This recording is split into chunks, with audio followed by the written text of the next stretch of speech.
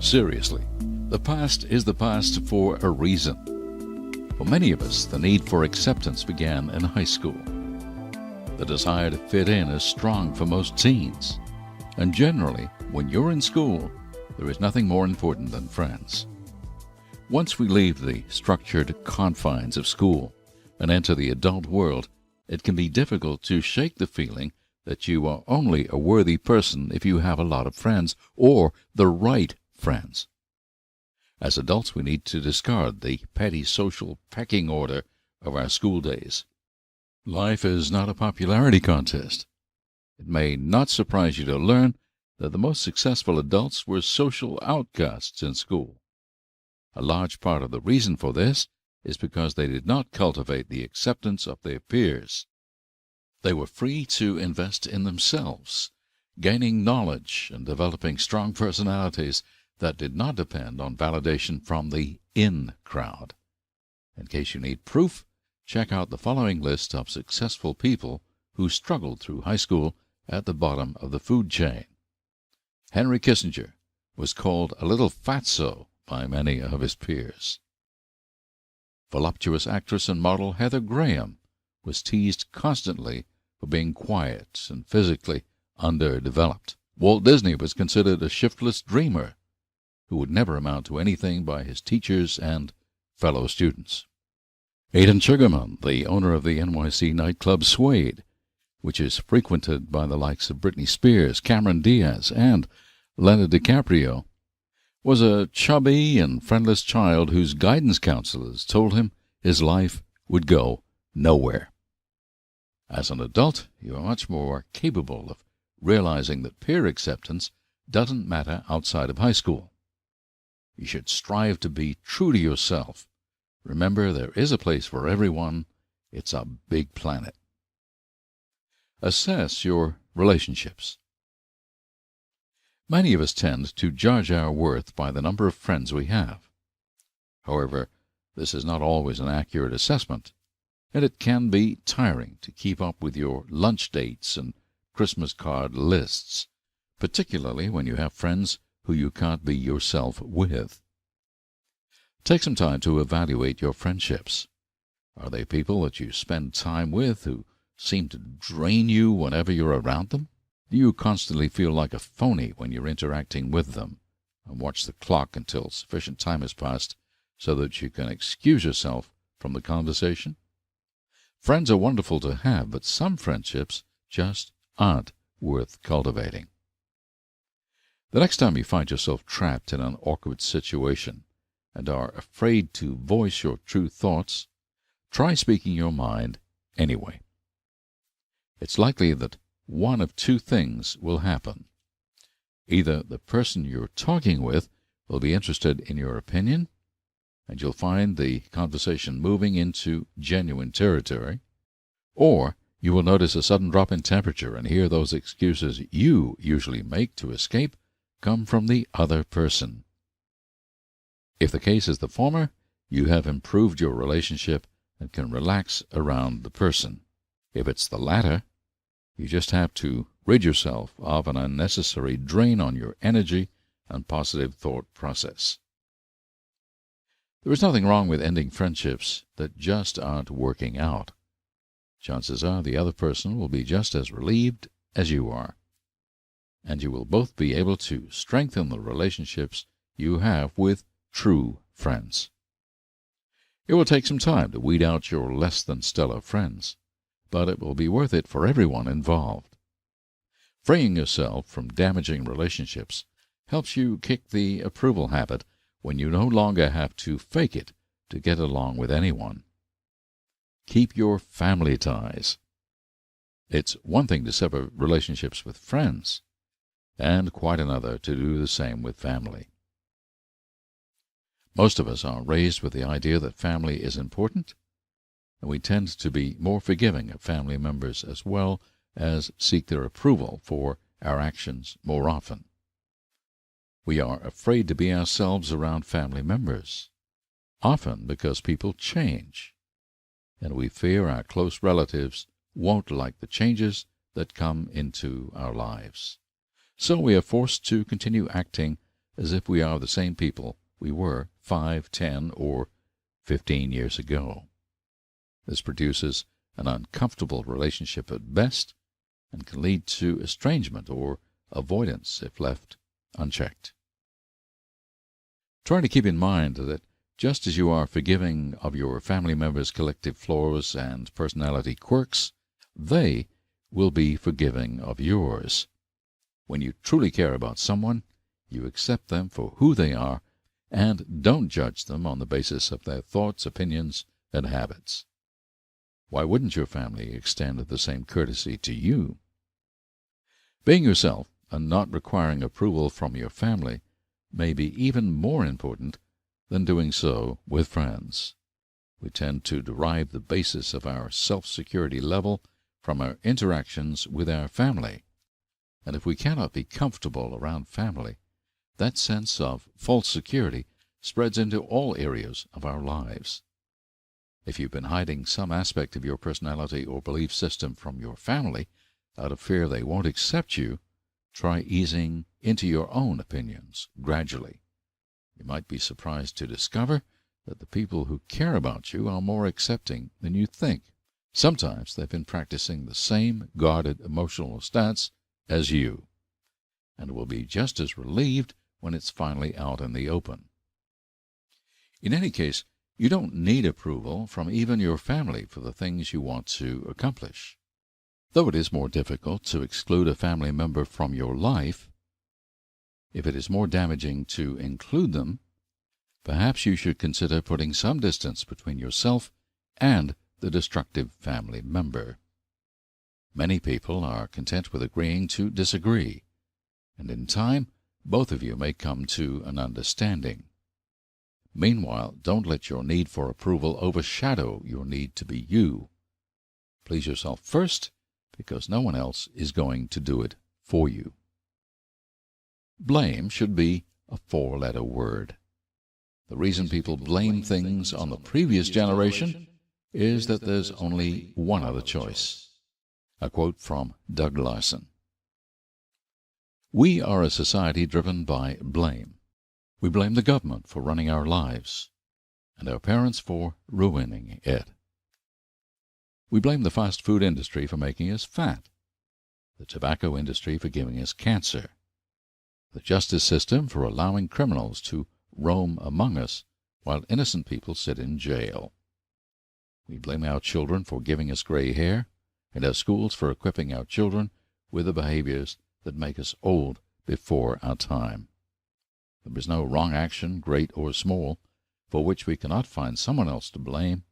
The last person we lay blame on is ourselves. Too often, though, we are the first person we should point to when problems arise. The government does make the rules, but we are in charge of electing the rule makers, and most of us don't vote, while the majority of those who do are insufficiently informed. Our parents have an enormous impact on our lives, but they can only raise us as well as they were equipped to do by their own parents. And once we become adults, we are responsible for our own behavior. We choose to eat too much fast food, smoke cigarettes, and try to get out of punishment when we break the law. Our children reflect our own behavior back at us like living mirrors, and no matter how much of their time they spend in school, their behavior is determined almost exclusively by what we teach them at home. It is up to each one of us to take responsibility for our lives. Even if the wrongs in our lives were someone else's fault, we are the one that control our reaction to the situation. When unfortunate events occur in your life, you can choose to be angry and point fingers, or you can choose to do something about it. Be clear on who is to blame for the problems in your life, and take steps to correct the situation. Mistakes and setbacks easily overcome. Remember, you only have to succeed the last time. A quote from Brian Tracy. What you call a mistake, I call a lesson unlearned. Everyone makes mistakes.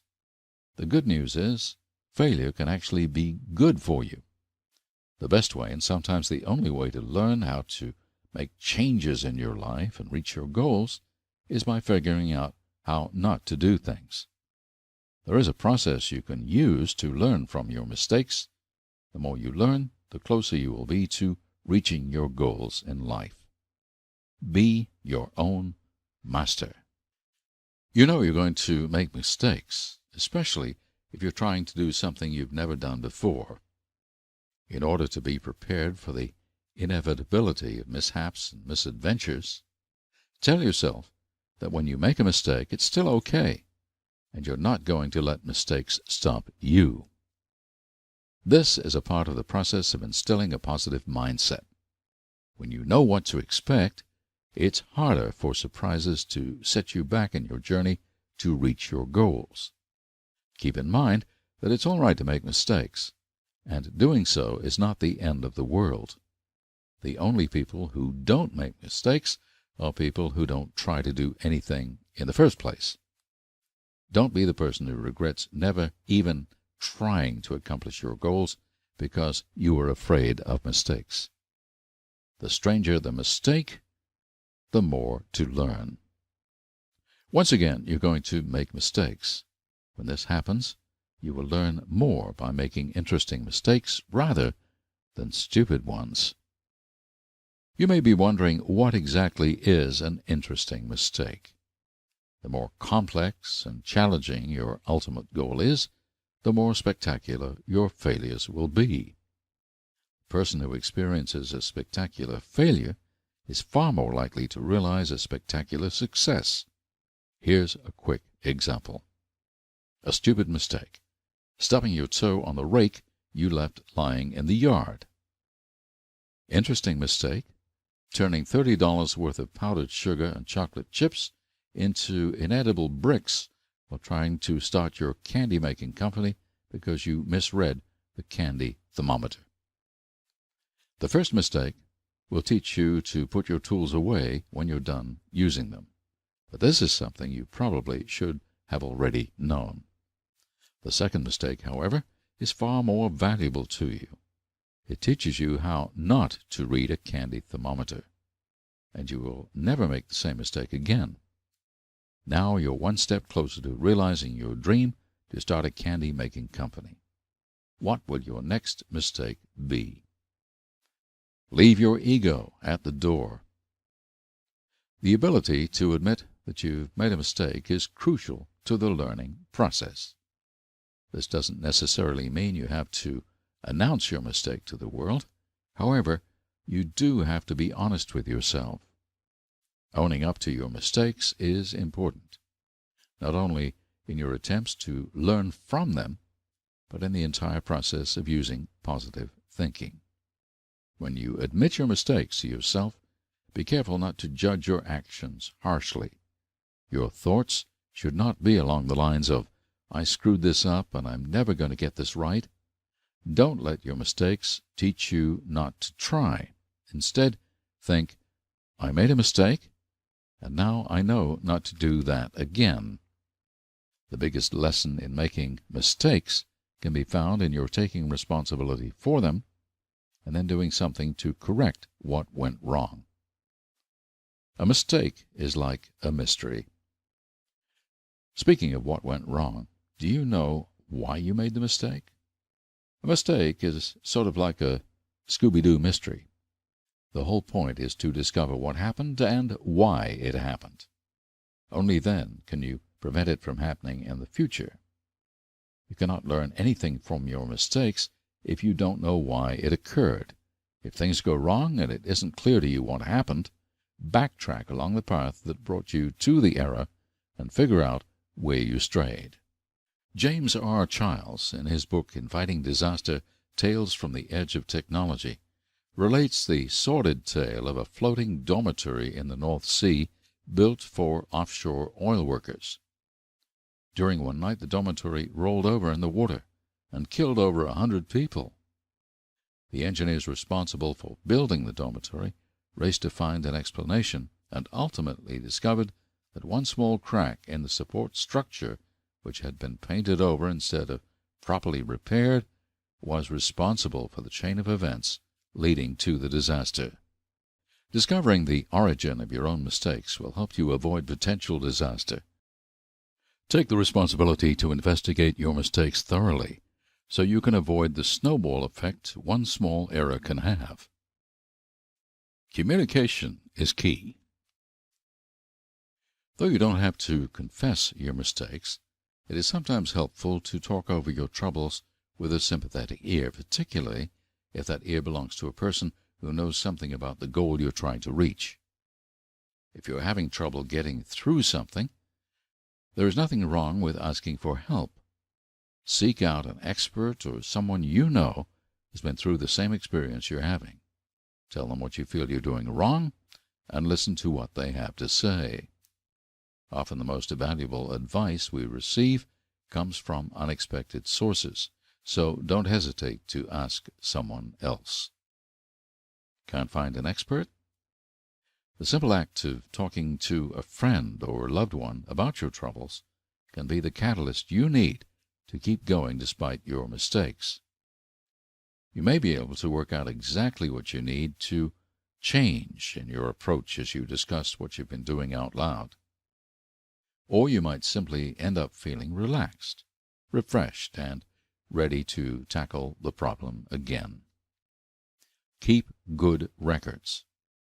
Mistakes may not seem very amusing to you while you're making them, but someday you'll be able to look back and laugh. You will also be able to look back and learn. By keeping a detailed log of your progress, mistakes, and all, you will have a solid blueprint you can follow over and over again to reach your objectives. The following is a sample error log, and you can use this format or create your own, as long as you remember how to read it. The error log: installing a plasma TV wall mount. We have the project step and the lessons learned from errors made. Assemble, mount, and prepare for wall installation. Make sure the mount and TV are compatible before purchasing. All mounts are not universal. Another project step: drill holes in the wall for brackets. Lessons learned from errors made: make sure to drill into studs with the use of stud finder. Pure drywall cannot support a plasma TV. Install the bracket into the wall and mount the plasma TV. Do not attempt to mount a 90-pound TV by oneself. Always ask for help. Carefully put the TV back in the box and attempt to return. Lesson learned: it came that way. Does not always work. Visit a friend with a big screen plasma TV often. Lessons learned from errors made: see previous error. When you follow the process to learn from your mistakes, you will notice exponential growth in your mental stocks and investments. Mistakes are part of life. Without them, we would have no discovery and not much to laugh about. Sometimes investments don't pan out. Reinvest. Fall down 7 times, stand up 8. A Japanese proverb. Unlike any program, there may come a point in your quest to harness the power of positive thinking when you begin to backslide. Sometimes you make an investment that seems like a great idea at first, and then the stock drops right off the face of the planet, and you have nothing to show for it. That doesn't mean you stop investing. It means you learn from your mistakes and make smarter investments in the future. If your situation becomes extraordinarily difficult, you may be tempted to stop using positive thinking altogether. However, this is absolutely the worst thing you can do. Most people achieve their greatest successes one step beyond what looked like their greatest failure. A quote from Brian Tracy. Hang in there. Remember that the more changes you are trying to make in your life, the harder you will have to work at positive thinking to make them. It will get easier. The best thing you can do if you feel you're starting to lose ground is to keep thinking positively. This section will discuss things to keep in mind to help you through the rough patches. Mom was right. It's not the end of the world. The goals you have set for yourself are worth achieving. If you continually run up against obstacles that seem insurmountable, you may be approaching your objectives in the wrong way. There is always a solution to every problem. It just may not be what you expected. Step back from your situation and try to look at the big picture. Are you throwing yourself repeatedly into a brick wall? If so, maybe instead of trying to burst through the opposition, you should try going around or climbing over it. One example might be attempting to change jobs. Have you been putting your resume in at every available company, only to be turned down or told there were no positions open? In this case, you might think about your career as a whole. Are you truly satisfied doing what you're doing? If you are, perhaps there are similar jobs in other industries you could look into.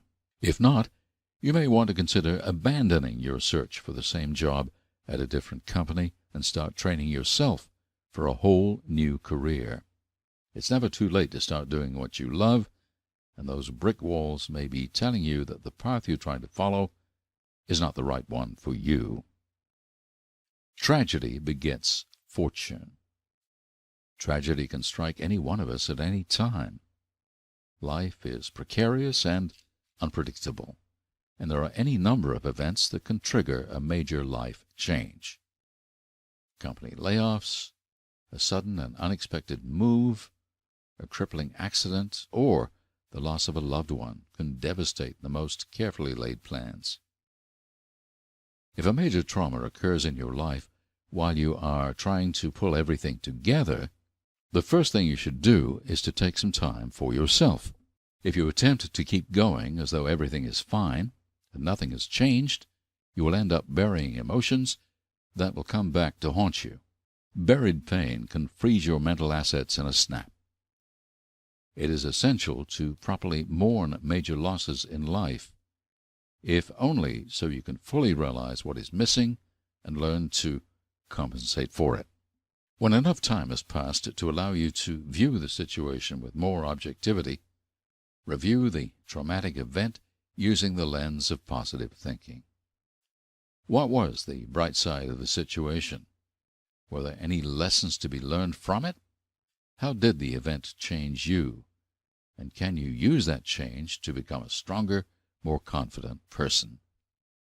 Facing tragedy when it occurs is an essential step in your ability to persevere during rough times. You don't have to hide from tragedy, but you also don't have to let it crush your spirit and sap your energy. Mourn your losses when they occur, but develop the ability to discern when it's time to move on. Safety net. Never leave home without it. Do you have a support network? When your good intentions start to slide off your path to success, it is helpful to have friends and family you can turn to and share your troubles with. Hearing words of encouragement, especially from people who know what you're trying to accomplish, can provide you with the impetus you need to keep going, even when a bend in your tunnel prevents you from seeing the light at the end. You should be able to call on yourself and your own reserves of energy to carry you through difficult times. If you made a contract with yourself to reach a certain goal, go back and review it. Have you stuck to your original intentions, or have you drifted away from your success blueprint? One advantage to have a detailed plan to reach your goals is the ability to go back and figure out where you were led astray and retrace your steps so you can return to your intentions. If you've discovered along the way that your goals have changed, then you can map out a new path and start at the beginning. Have you been keeping your journal? If you start to lose faith in the power of positive thinking, try looking back and reflecting on all that you have accomplished so far. Even if things are hard for you right now, you should have already proven to yourself that positive thinking works fairly well despite popular opinions. Don't be afraid to invest a little more if your initial investments have crummy returns. Positive thinking is the currency here, and it's not hard to come by if you only try. Whether you've had a few false starts or discovered your natural penchant for these things, you should be well on your way to reaping the benefits of your labor. Expanding your portfolio. Opportunity rarely knocks on your door. Knock, rather, on opportunity's door if you ardently wish to enter. A quote from Charles Forbes. Now that your positive mental investments are well established and drawing interest, you can learn how to start expanding your investments and enjoying success from them. Recognizing opportunity is an essential component to achieving your objectives, whether it's subtle as a clover or brilliant as a sunflower. In this section of our audio, we'll review tips and techniques for realizing the full potential of power of positive thinking. Visualization has power. Anyone who has seen the timeless classic film The Wizard of Oz remembers that magical moment when Judy Garland's Dorothy steps out from the wreckage of her black and white house into a breathtakingly colorful world, a world that she later discovers has been there all along. Realizing the power of positive thinking is like capturing that movie magic for yourself. Suddenly your surroundings appear in a whole new light, alive with the possibilities of your life and ripe for picking. One powerful method for accessing positive thinking is visualization. This means picturing yourself actually achieving your goals and being the person you want to be. Like many of the processes we have described thus far, using visualization can feel awkward at first. The best way to start off using visualization is solo practice, but eventually you will be able to initiate the process of visualization in just about any circumstance under any conditions. The most important thing you should learn about visualization is this: it only works if you really, really want it to work. Whatever you are visualizing, whether it's a material goal or a new mental attitude, you must be absolutely convinced of your vision. This method runs on mental energy, so the stronger your thoughts are, the more likely they will be to influence your life. Preparing yourself for the mental journey. There are several varieties of visualization methods, but the first step in any one of them is always the same. You must prepare yourself mentally to receive your vision in order to be able to fully immerse your consciousness. The process of preparing for visualization is nearly the same as meditation, and you can add in your own elements as you gain more experience with the process. Find a quiet, undisturbed place. At first, you will need to be alone while you visualize.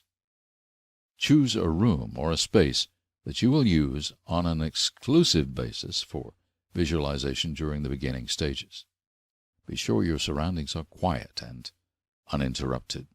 White noise is acceptable for visualization, but for most methods you should not use music or recorded sound. You will be visualizing your own sounds. Get comfortable. The best way to perform visualization is from a seated position. You can use a comfortable chair or the floor or ground, as long as you seat yourself in a way that will allow you to remain comfortable for at least 10 to 15 minutes. Set a timer. The effects of visualization vary from person to person, but in some cases it can produce a trance-like state. To ensure you don't end up visualizing the day away, get a silent electronic timer, no ticking, or set an alarm clock to go off in 15 to 20 minutes. At this point, you will still have a few minutes of preparation before you begin the process of visualization. Relax your body. If you happen to possess the ability to relax at will, great, do that. If you're like most of us, and you do not, you can engage in progressive relaxation to drain the tension from your muscles. Begin at your feet and concentrate on releasing all tension, one body part at a time. It may take you a few tries to do this. Don't worry if it doesn't happen the first time. It can be difficult to achieve complete relaxation, and in many cases there will be some tension or stiffness remaining. You will find that the more often you practice relaxation, the less tension remains. Clear your mind. There are a few ways to accomplish this. You should choose the one that works best for you. One way is to imagine a single benign object, such as a white ball or a leaf, and focus entirely on the imaginary object until all your thoughts simmer down. Picture your thoughts as a crowd in a football stadium, with the object in the center. Each thought stills as its attention is drawn to the subject, until they are all silent. Another method for clearing your mind is to send your thoughts away, by wrapping them in a mental bubble and allowing them to drift away from your consciousness. Breathe. Once you have relaxed your body and cleared your mind, you should perform 3 to 5 minutes of deep, concentrated breathing. Try to keep yourself focused on nothing but your breathing. This will relax you even further and prepare your mind to experience visualization. You can also use this introduction to visualization as an alternate form of meditation. Taking a few moments to relax is always beneficial and can energize you to face the tasks you've set for yourself. Before you actually begin your preparation activities, you should choose the type of visualization you intend to use and make yourself aware of the process involved. Then you'll be able to go directly from preparation to visualization. Guided visualization.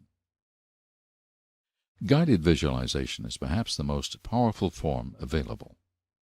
In this method, you act as the captain of your visionary ship, guiding yourself through the images you conceive as though they were actually happening.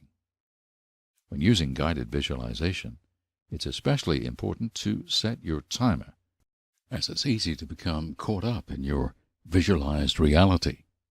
To perform guided visualization, you need to do a bit of preparation beforehand. Choose a setting or scene in which you feel comfortable and fix the setting firmly in your mind.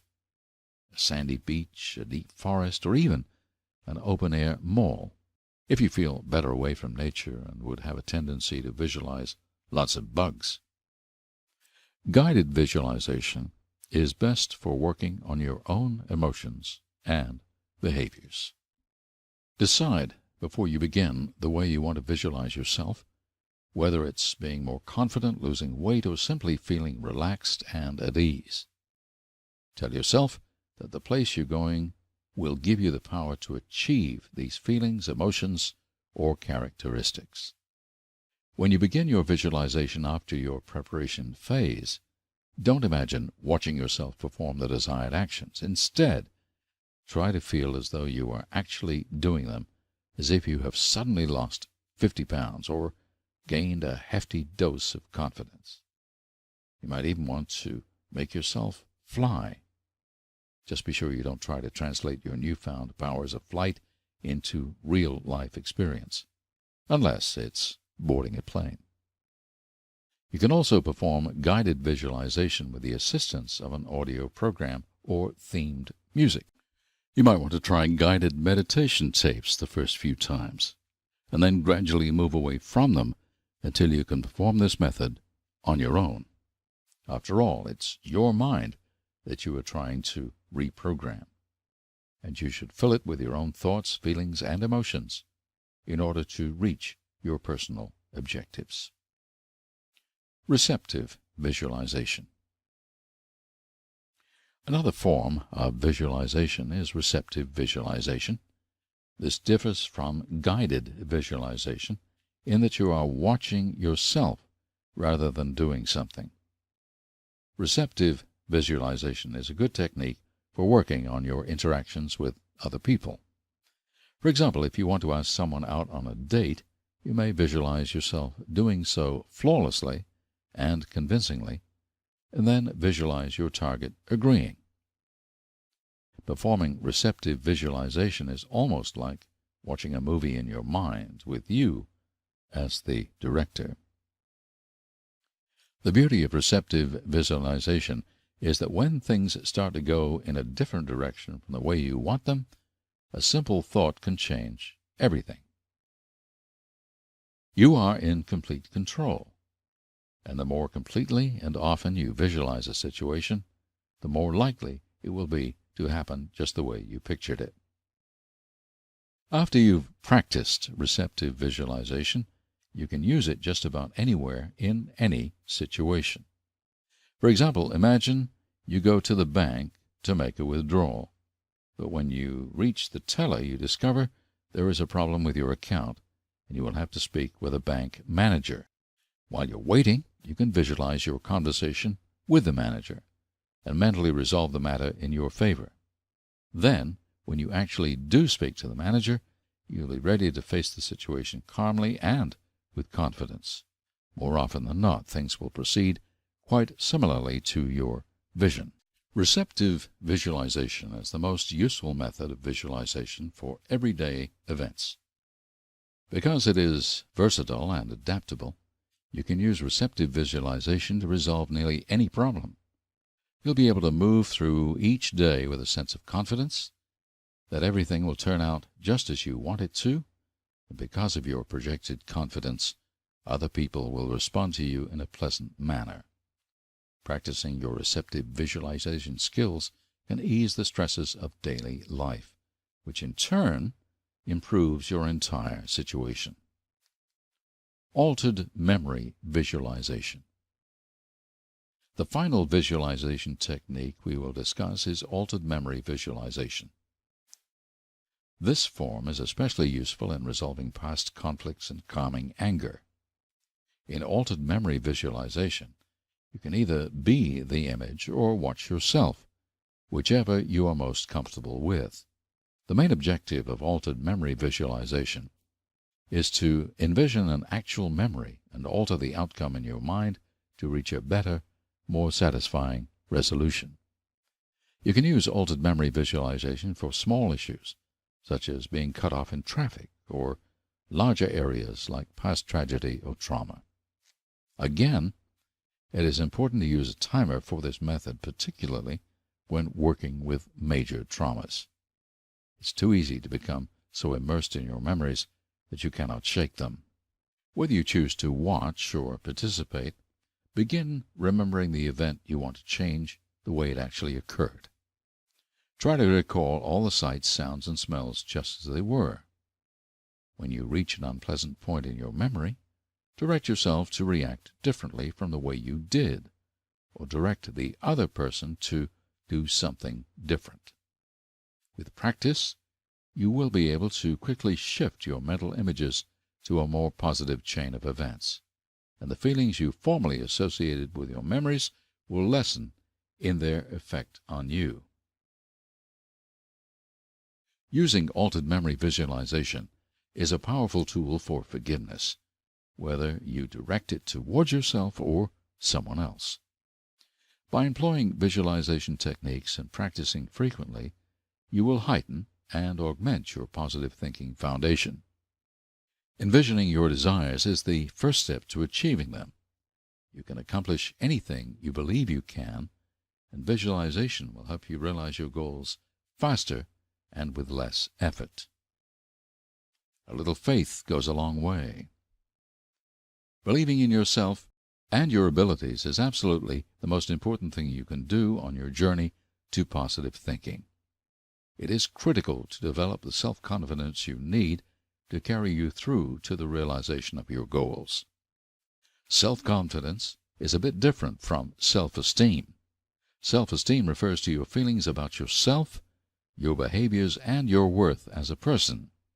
Self-confidence is your belief in your abilities and in the way you present yourself to the world. The actions of others are more likely to erode your self-confidence rather than your self-esteem. However, the two emotions have quite a bit in common. Both are measures of your inherent or developed belief in yourself, and both can be easily pushed off balance, resulting in either overconfident or defeatist behaviors that distance you from your ultimate objectives. As previously discussed, you need to create a balance between too little self-confidence and too much. You cannot accomplish anything without self-confidence. On the other hand, too much self-confidence can ensure that you don't try hard enough to reach your goals, and you'll fall short of realizing your possibilities. Once you understand that you truly can do anything you put your mind to, you will have unlocked the key to positive thinking. There is no limit to the power of the human mind. Your possibilities really are endless. You can help yourself build self-confidence through a simple daily exercise that you develop yourself after learning the basic premise. Like most of the practices for working with positive thinking, you may feel ridiculous at first. Yes, we're aiming to make you feel ridiculous. Next, we break out the flowered hats and funny-nosed glasses. Here are the basic steps to your daily self-confidence routine, which is best performed in the morning as you prepare to face your day. Decimate distractions. You need this time to yourself. You deserve this time to yourself. While you're performing your self-confidence routine, don't answer the phone, check your email, watch television, or listen to the radio. Let household members know that this time is your time, and you would prefer not to be disturbed. Get physical. Pamper yourself with your daily physical preparations. When you shower, use your favorite soap or scented body wash. Choose clothing that makes you feel good and matches your mood. Make yourself comfortable with the way you look, and your self-confidence will rise to match it. Focus forward. As you get ready, reflect on what you want to accomplish for the day. Be sure to consider the mood you want to set for yourself, as well as any goals or objectives you will reach. You might even partake in a quick, receptive visualization session to see yourself reaching your goals and cement them in your mind. Get pumped. Now comes the ridiculous part. Stand in front of a mirror, look yourself in the eyes, and sing your own praises out loud. Tell yourself you are the person you want to be, that you possess worthwhile qualities, that you can do that which you are now setting out to do. Be as specific as possible. Instead of saying, I am competent, say, I know how to handle problems when they arise. The more specific you are, the more effective your self-confidence routine will prove to be. Self-confidence is the glue that holds your personality together. If you are serious about changing your life, developing a healthy self-confidence will equip you to do it quickly and easily. Don't let fear, worry, and doubt keep you from blossoming into confidence. You can accomplish anything as long as you believe you can. It's really as simple as that.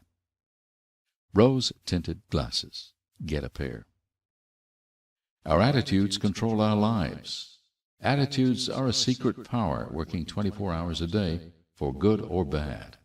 It is of paramount importance that we know how to harness and control this great force.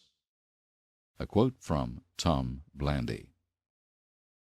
Perhaps as important as to what you believe is the manner in which you believe it.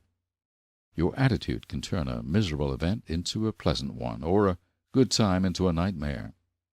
By controlling your attitude, you have the power to control any situation and make what you want from it. In order to determine the best attitude for any given situation, you should take some time to decide the kind of person you want to be and the image you want to convey. You may be interested in being the life of the party, the quintessential sympathetic ear, or the strong and silent type, with the ability to take the lead at any moment. Once you are aware of your true self, you can begin to adjust your attitude to match. Here are some important considerations to keep in mind as you develop your personal attitude preferences. Be yourself. Whatever attitude you choose, be sure it's a reflection of your true self. Being true to yourself is crucial to the success of your positive thinking program. You have only one life to live, and spending it trying to emulate someone else robs the world of the person you could have been. You may not know yourself as well as you would like to, or as well as you should. If you've been following the methods in this audio book so far, you may have discovered more than you knew before. One of the most wondrous aspects of humankind is that there is always something new to discover about ourselves, always some new avenue of interest to explore, or stand to take. We possess the capacity to never succumb to boredom. It is amazing that with all the activity happening in the world, so many people experience lulls, cannot find anything to occupy themselves with. If you ever become bored, you have stopped developing as a person and should take steps to rectify the situation immediately. Knowing yourself is a constant journey that should never cease. How can you get to know yourself better? Try some of the following techniques to discover aspects of your personality that you may not have even known existed. Date yourself. Choose an activity you either know you enjoy or believe you will enjoy, and make a date to do it by yourself. Treat this date as you would any other commitment. Dress nicely, arrive on time. Don't put it off unless an absolute emergency comes up. When you go out on your date, notice the things that make you feel good. Enjoy the experience of being with yourself and doing something fun. When you are finished, reflect on the date just as you would with any other event. What did you enjoy about the experience? What did you dislike? What would you have changed? You should make a date with yourself at least once a month, even if it's just for a walk in the woods or an evening on the couch with popcorn and rental movies. Talk to yourself. You are capable of making intelligent conversation with other people to discover more about them. Want to do the same with yourself. You can hold a conversation with yourself out loud or in your head, whichever you are comfortable with. Ask yourself leading questions, and then take some time to think about the honest answers. Lying to yourself is the worst offense you can commit. Record yourself. When you discover some new aspects of your personality or sparks of interest you didn't know you had, write them down and remember them. You may not have time to explore a particular thought when it occurs to you, but if you jot it down and come back to it later, you will be able to expound on it. It can be helpful to keep a small notebook or planner with you to write things down as they occur to you, and flip through it when you have a few spare minutes. Analyze yourself. The way you react to social situations and world events can be very revealing about yourself. Keep yourself informed about what's going on in the world, either by reading the newspaper, watching television news, or frequenting news feed websites. Take note of your reactions to real events and situations, and try to apply them to situations in your life. You can use this to help you determine why you feel a certain way about people or situations that impact your everyday life, and then plan your attitude toward them around your newfound knowledge. Be happy. Happiness is not something you postpone for the future. It is something you design for the present. A quote from Jim Rohn. Perhaps you are one of those people who are thinking just now, you can't tell me to be happy. I don't have to be happy if I don't want to be. Isn't this supposed to help me find my true self? What if I'm not a happy person? If you are one of those people, think about this. Not being happy makes you happy. Are you happy now? Happy is an extremely subjective emotion. What makes one person happy will not necessarily please someone else. You have to define your own happiness and strive to achieve that state whenever possible. Happiness is also contagious. A little bit of joy goes a long way and has a snowball effect, because when you are happy, it makes those around you happy. When they in turn spread the happiness to others, finding happiness in whatever you do is a large part of generating a permanently positive attitude. It is a waste of time to do things that will not ultimately make you happy.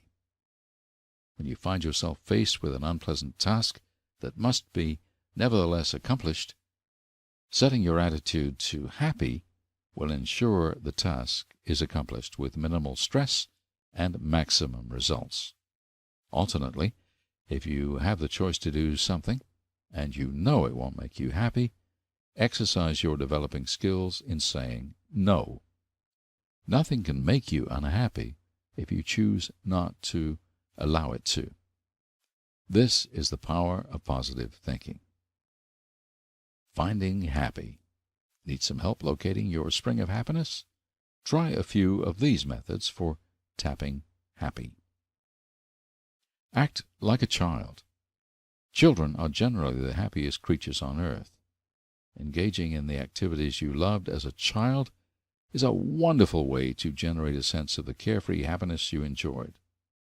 Blow bubbles. Swing as high as you can. Run across the grass just for the sake of running. Do somersaults or jumping jacks. Or spin in place until you get so dizzy you fall down. A regular dose of childlike joy is a healing balm for your soul. Be uninhibited.